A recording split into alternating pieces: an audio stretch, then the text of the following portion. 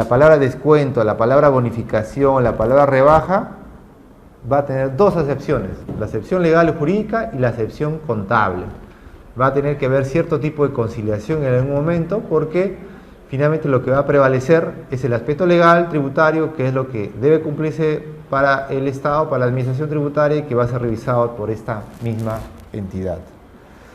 Los ingresos de actividades ordinarias, se señala, vemos en la diapositiva, procedentes de la venta de bienes, deben ser reconocidos y registrados en los estados financieros cuando se cumplen todas y cada una de las siguientes condiciones. A. La entidad ha transferido al comprador los riesgos y ventajas de tipo significativo derivados de la propiedad de los bienes. Ajá, la transferencia del riesgo. La transferencia del riesgo ha sido una constante, un indicador bastante usado en la contabilidad de los últimos 10 años. Y probablemente va a ser utilizado este año 2014 y el 2015 y no sabemos más. Y no sabemos más porque ya existen borradores, draft, que han sido colgados en la página del IASB de Londres, donde señalan que la transferencia de riesgos va a ser o está siendo revisada. No podría ser de otro modo, porque la transferencia de riesgos supone criterios subjetivos difíciles de medir, de controlar y de saber. Entonces, los especialistas de contabilidad lo que están viendo es algunos medios más objetivos y más fáciles de cumplir, porque se está volviendo demasiado complejo esto. En todo caso, al día de hoy, o en los últimos años, la transferencia de riesgos está derivada en la transferencia de propiedad, como regla general. ¿Qué significa esto? De que tengo que analizar desde el punto de vista contractual, desde el punto de vista legal, cómo se transfiere los riesgos o la propiedad. El Código Civil establece reglas de consenso, reglas obligacionales respecto a la transferencia de la propiedad. ¿Qué significa eso? Que yo tengo que ponerme de acuerdo sobre el precio y sobre el bien y yo ya puedo estar transfiriendo la propiedad. Ya hay una celebración de un contrato, ya hay una transferencia de la propiedad, aunque esté pendiente la perfección de la titulación, que eso es ir al notario e ir a registros públicos. Es un tema, un trámite posterior, no obligatorio según la ley peruana. Basta que haya un acuerdo y basta que haya un precio definido respecto de ese bien identificado y ya va a existir perfectamente un contrato y ya debe tributar. Tanto es así que hay una resolución del Tribunal Fiscal del año 2007 que ante un pago parcial se definió que ya debía tributar respecto a los ingresos derivados porque ya se había identificado al bien y el precio. Era la venta de unos departamentos y la empresa, los contribuyentes decían que no era todavía momento de tributar porque los bienes todavía iban a existir dentro de 2 años o estaban pendientes las prestaciones económicas derivadas de ese contrato, pero eso no importa. En el devengamiento y en el reconocimiento de ingresos no importa el flujo de efectivo, no importa la entrega del bien físicamente. En inmuebles basta el acuerdo sobre el bien y el precio. El segundo elemento que debe tomarse en cuenta es que la entidad no conserva para sí ninguna implicación en la gestión corriente de los bienes vendidos en el grado usualmente asociado con la propiedad, ni retiene el control efectivo sobre los mismos. Caso típico de algunas condiciones suspensivas o hasta resolutorias que llevan a suspender los efectos del contrato hasta que se cumplan dichas situaciones. ¿Qué más? Punto C. El importe de los ingresos de actividades ordinarias puede medirse con fiabilidad. Ajá. Tiene que haber cierto tipo de seguridad de saber cuánto es el quantum, la parte mensurable, la parte cuantificable. Con certeza. Y aquí de repente todavía está vigente y ya nos lo podría confirmar un experto en contabilidad de que todavía está vigente el principio de prudencia. Hace 10, 15 o 20 años estudiamos en la contabilidad de que por el principio de prudencia, si es que sabes que vas a tener un ingreso, lo reconoces. Si sabes que vas a tener un gasto, lo reconoces. Pero si tienes duda, tienes que actuar de manera conservadora. La duda supone en el ingreso no reconocerlo, porque no sé si voy a ganar. Y en la pérdida supone que si ante una duda, mejor reconozco la pérdida, porque eso me ayuda a tener mayor protección y mayor seguridad. Son principios bastante antiguos de la contabilidad. Hoy día siempre están en constante revisión, pero creo que todavía de algún modo ayuda esa orientación para saber una medición, para tener una medición fiable y de ese modo reconocer en la contabilidad y luego tributar. Como punto D, tenemos que sea probable que la entidad reciba los beneficios económicos asociados a una transacción, se entiende y bastante conocido. Cuidado con los activos no disponibles para la venta, cuidado con los activos en desuso, hay que distinguir esas otras situaciones contables diferentes. Y finalmente el punto E, se refiere a lo que los costos incurridos o por incurrir en relación con la transacción puedan ser medidos con fiabilidad. No solamente el ingreso, sino también el costo o el gasto asociado derivado de esa transacción.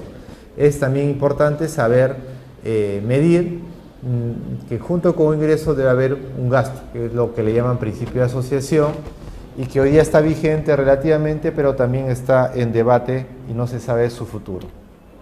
Pues bien, como resultado de la transacción que suponga la prestación, los ingresos y los gastos son reconocidos considerando el grado de determinación de la prestación en el periodo sobre el que se informa. Importante el avance a partir de las valorizaciones y a partir de los documentos. El aspecto probatorio aquí es sin duda medular. Sin documentos que no definan el avance de la obra o su valorización, no hay forma de reconocer. Tanto es así que ustedes, como auditores de SUNAT, saben que ante falta de fehaciencia en la documentación, en algún caso van a tener que recurrir a métodos presuntivos, métodos alternativos a la contabilidad para saber cómo debe tributar un contribuyente. El resultado de una transacción puede ser estimado con fiabilidad cuando se cumplen todas y cada una de las condiciones derivadas de esta transacción.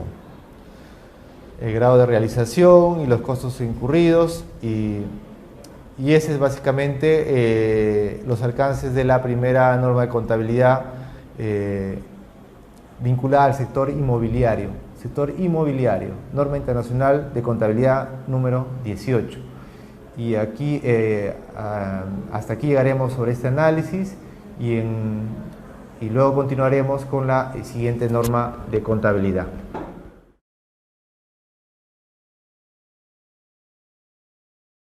Se muestra en la diapositiva que la cuestión fundamental al contabilizar los contratos de construcción es la distribución de los ingresos de actividades ordinarias y los costos que cada uno de ellos genere entre los periodos contables a lo largo de los cuales se ejecuta. También es preocupación de la contabilidad aquí saber o asignar en qué periodo debe tributarse.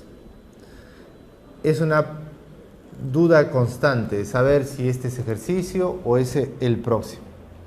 Un contrato de construcción es aquel específicamente negociado, definición contable, para la fabricación de un activo o un conjunto de activos que están íntimamente relacionados entre sí o son interdependientes en términos de su diseño, tecnología y función, o bien en relación con un último destino o utilización.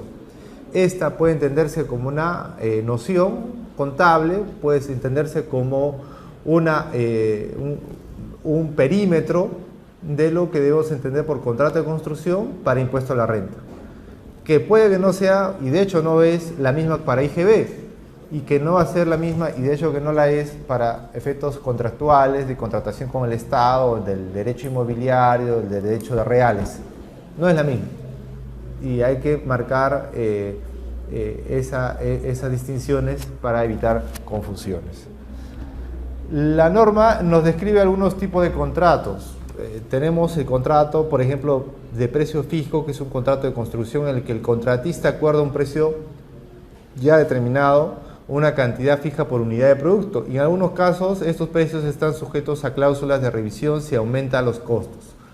Cláusulas que pueden estar en el mismo documento contrato, porque el contrato es un acuerdo de voluntades, pero el documento contrato es el instrumento que prueba o da certeza de la existencia de ese acuerdo.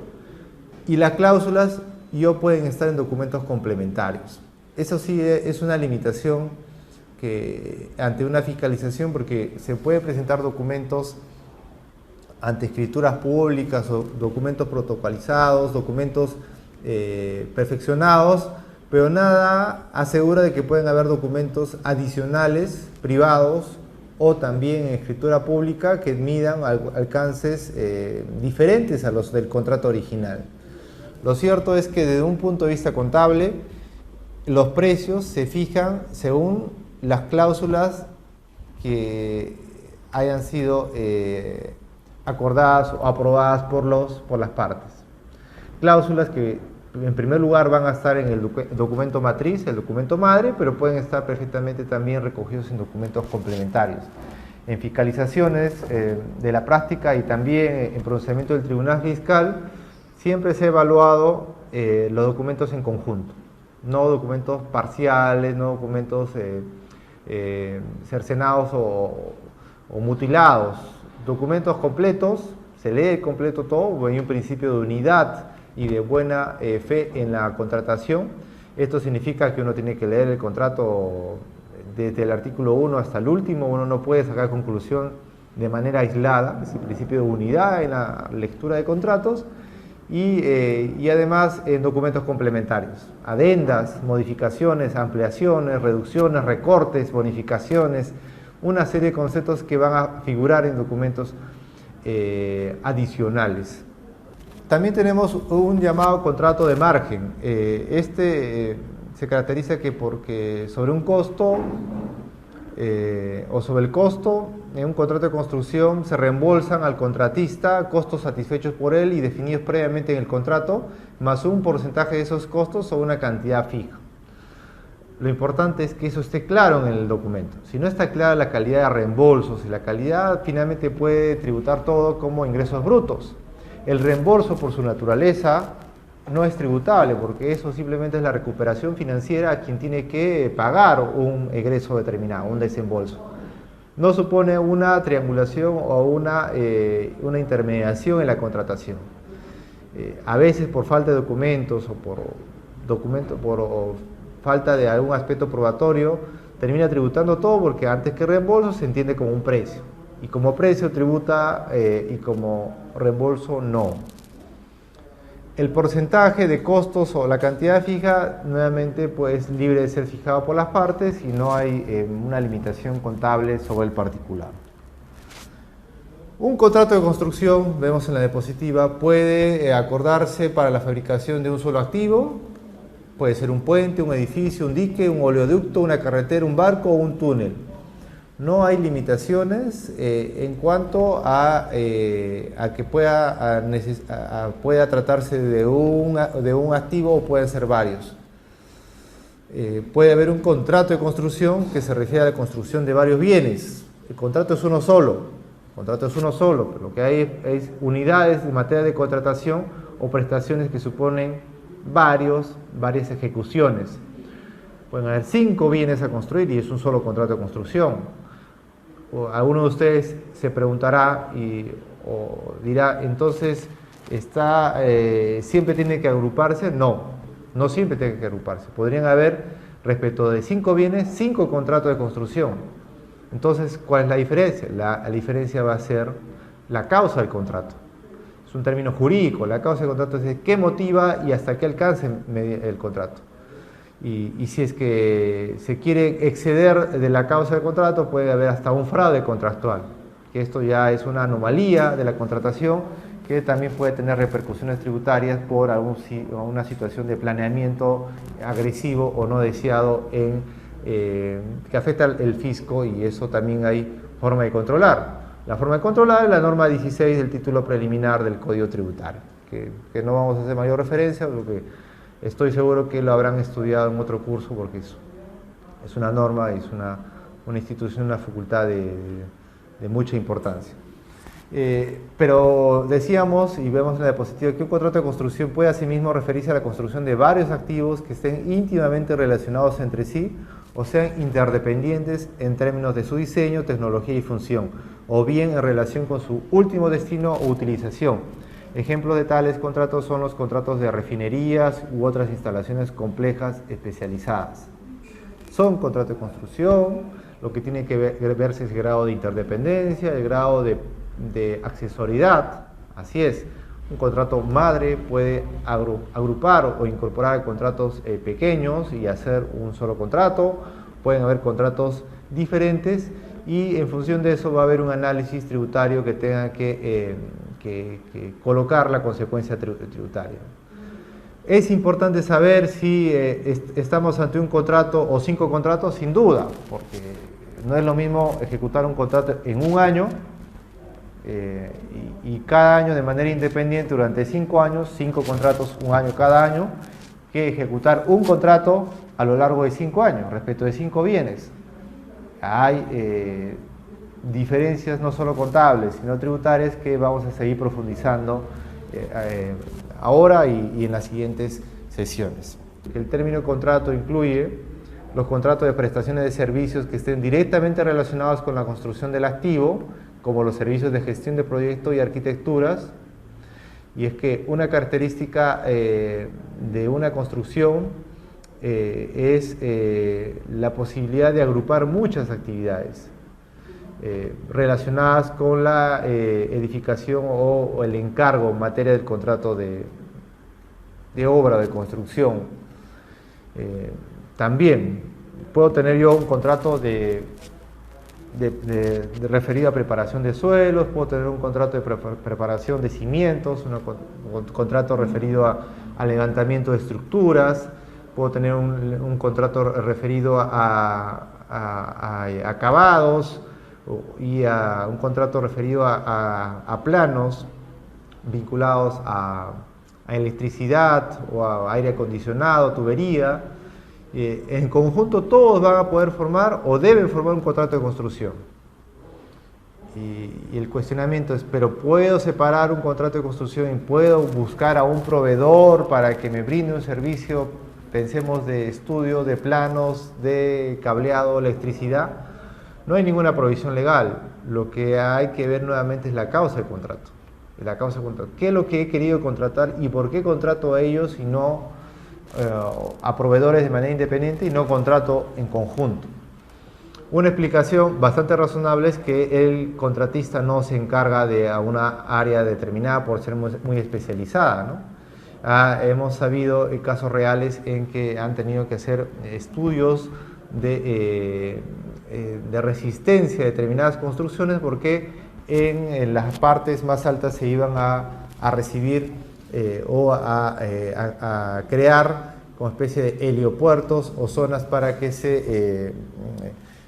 helicópteros puedan aterrizar, ¿no? Entonces eso muchas veces hay constructores que tienen algunas limitaciones de estudio, entonces contratan proveedores o también contratan a empresas de satélite para determinado tipo de tomas especializadas. Entonces una empresa de construcción no necesariamente debe tener todo el abanico de prestaciones en su calidad de proveedor. Se puede segmentar, pero siempre viendo la raíz, viendo la causa del contrato, y eso difiere además en el momento de contabilizar y en el momento de tributar. El segundo término que vemos en la diapositiva es que los contratos para la demolición o rehabilitación de activos y la restauración del entorno que pueda seguir a la demolición de algunos activos. Pregunta para todos y queda como un aspecto a debatir. Parte de la edificación o de un contrato de construcción es la proyección medioambiental. Es rol de una empresa de construcción medir el impacto ambiental que se va a producir luego del contrato de construcción, medir el entorno que también podría efectuarse a partir de un asunto de responsabilidad social, que la contabilidad también está pretendiendo hoy día regular responsabilidad social, empresarial, y por último, por razones históricas. Es parte del registro y del contrato los aspectos vinculados al patrimonio histórico o cultural de la humanidad. Todo eso tiene que estar reconocido financieramente. Pregunto yo, y les dejo la interrogante a ustedes, ¿eso va a tributar en alguna medida? ¿El ingreso o el gasto derivado de ese tipo de análisis va a tener algún efecto impositivo? Es algo nuevo, sobre lo cual no hay un precedente, no hay jurisprudencia y sobre lo que podríamos intercambiar puntos de vista. A continuación, en la diapositiva vemos que los ingresos de actividades ordinarias del contrato deben comprender el importe inicial del ingreso de actividades ordinarias acordadas en el contrato, las modificaciones en el trabajo contratado, reclamaciones o incentivos, y ojo, aquí el término reclamación o incentivo no son términos en sentido lato, tienen una descripción, tienen un alcance específico y contable. ¿Qué es reclamación? ¿Qué es incentivo? Lo vamos a ver ahora en unos minutos. En la medida que sea probable que los mismos resulten un ingreso a actividades ordinarias y sean susceptibles de medición contable, que son constantes, son aspiraciones constantes o exigencias de la contabilidad para la llevanza. Los ingresos de actividades ordinarias de contrato se miden por el valor razonable de la contraprestación recibida por recibir. La medición de los ingresos de actividades ordinarias procedentes del contrato estará afectada por diversas incertidumbres que dependen del desenlace de hechos futuros. Las estimaciones necesitan a menudo ser revisadas a medida que tales hechos ocurren o se resuelvan las incertidumbres.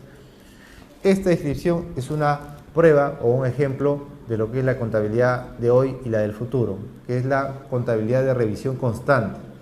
Ya no es la contabilidad a estados financieros históricos, en donde uno evaluaba el recibo, la factura, el comprobante de pago, el registro histórico y la depreciación por la pérdida de valor en el tiempo.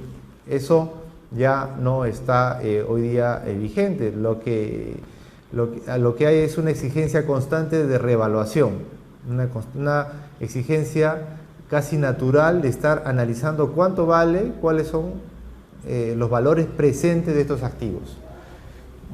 Puede que sea muy interesante saber cuánto costó, pero lo que me interesa hoy día es cuánto cuesta, porque en función de eso yo sé cuántos recursos tengo, cuánto vale mi bien en un mercado para poderlo enajenar y dar información a todos los interesados en saber esos valores actualizados. En construcción, entonces, también se presenta esa tendencia.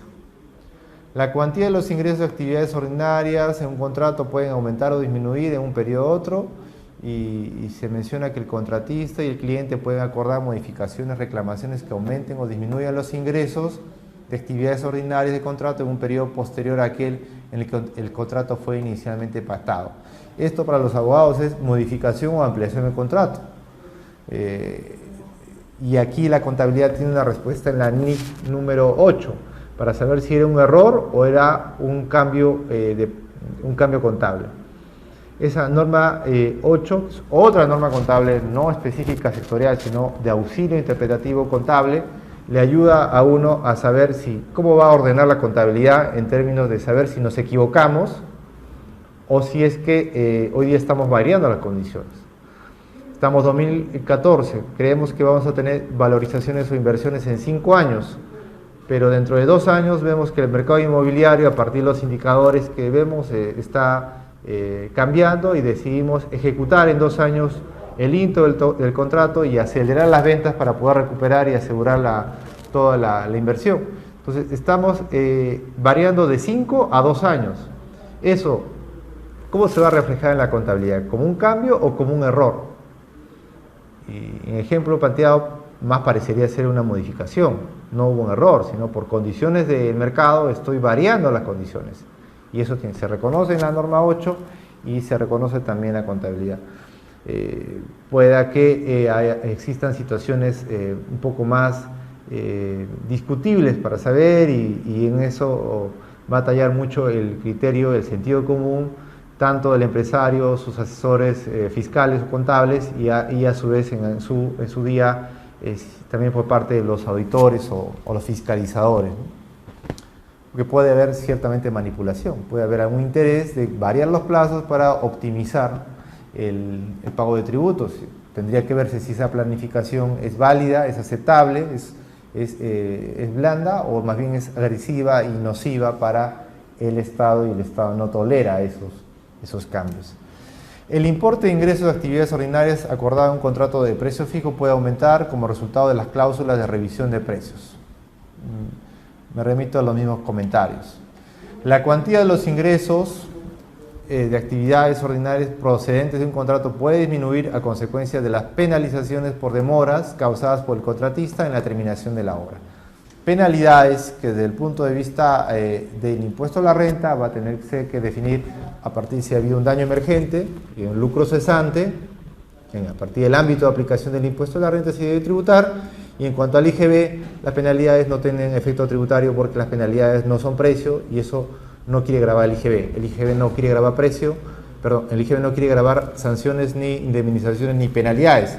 Lo que quiere grabar el IGB son precio, son contraprestaciones, son retribuciones, son montos derivados de acuerdos de mercado. Cuando un contrato de precio fijo supone una cantidad constante por unidad de obra, los ingresos de actividades ordinarias del contrato aumentan si el número de unidades de obra se modifica al alza. También las condiciones de mercado hacen que existan estos ajustes. Lo que vamos a ver a continuación son algunas definiciones específicas recogidas en la norma contable. 1.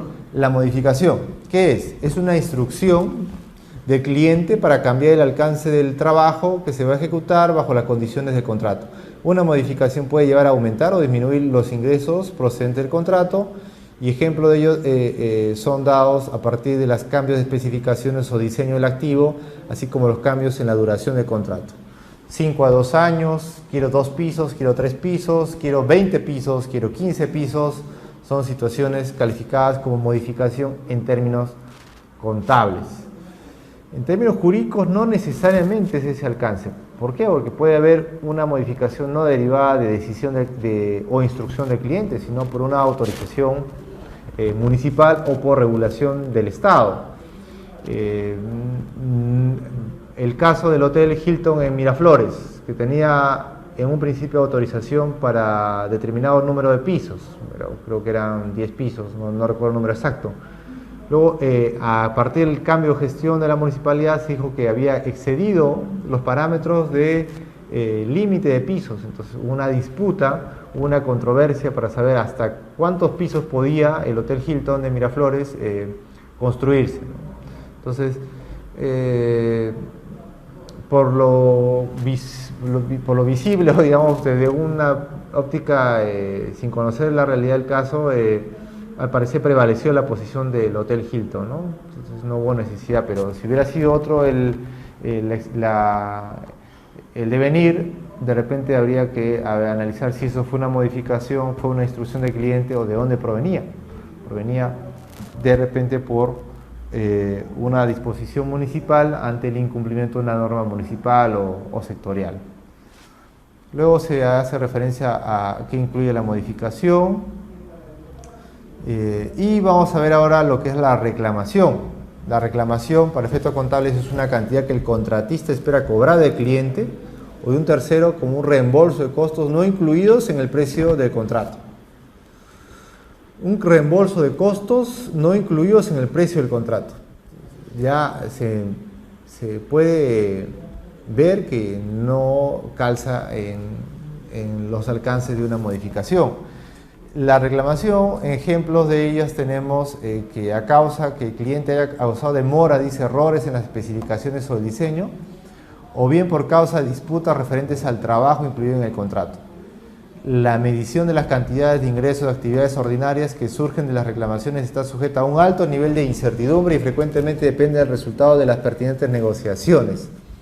Aquí hay que tener mucho cuidado entre lo que es una sanción, penalidad o una indemnización de lo que es una reclamación y una renegociación. La reclamación y renegociación están muy íntimamente vinculados. En cambio, la penalidad, las indemnizaciones son otro grupo de pagos derivados de otra naturaleza que tiene efectos impositivos diferentes. Las reclamaciones se incluyen en los ingresos de actividades ordinarias. Se habla de negociaciones que han alcanzado grado de avance de maduración, de manera que es probable que el cliente acepte la reclamación y el importe es probable que acepte el cliente pueda ser medido con fiabilidad.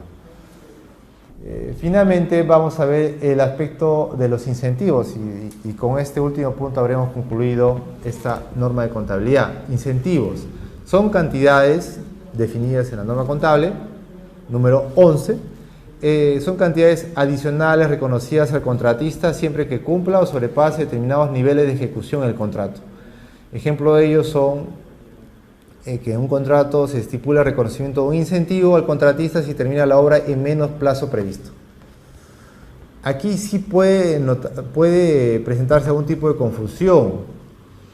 Yo tengo un contrato por 3 años, un contrato de construcción por 3 años, y de repente el contrato varía a 2 años. Y desde el punto de vista contable, primero es, ¿por qué varió 2 años?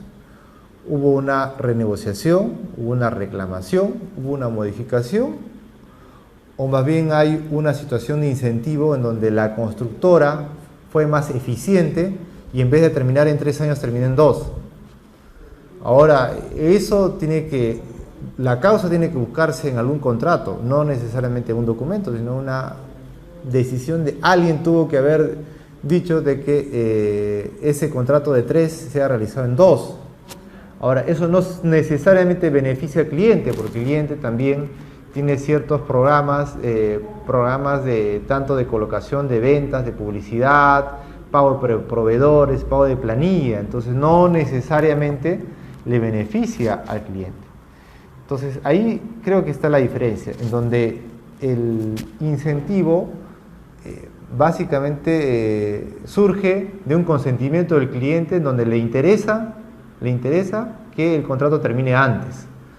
Dice, es un incentivo porque es provocado, de repente es una invitación para que la constructora termine antes, porque el común denominador, y eso ya más que el sector de construcción, creo que es una enfermedad en algunos casos nacional, no solo peruana, sino en otros lugares, en donde nunca se acaban en los plazos, es decir, los proveedores se les pide que acaben en un plazo determinado y siempre se acaba en un plazo mayor. Pero, repito, yo encuentro la diferencia en donde existe una invitación para que con consentimiento existe un mayor ingreso por grado de eficiencia, termina antes, en el menor plazo del previsto. La norma de contabilidad agrega que los incentivos se incluirán en los ingresos de actividades ordinarias procedentes del contrato cuando el contrato esté suficientemente avanzado, de manera que es probable que los niveles de ejecución se cumplan o se sobrepasen y el importe derivado del pago por incentivos pueda ser medido con fiabilidad. Esas son las exigencias que se vienen repitiendo en cuanto a este tipo de pagos derivados de la celebración del contrato de construcción. Muy bien, entonces hemos concluido con este segmento sobre la contabilización de los contratos de construcción, con abriendo algunas ventanas o haciendo algunas preguntas, algunas invitaciones, para que luego con el aspecto impositivo propiamente podamos concordar y llegar a una mejor conclusión.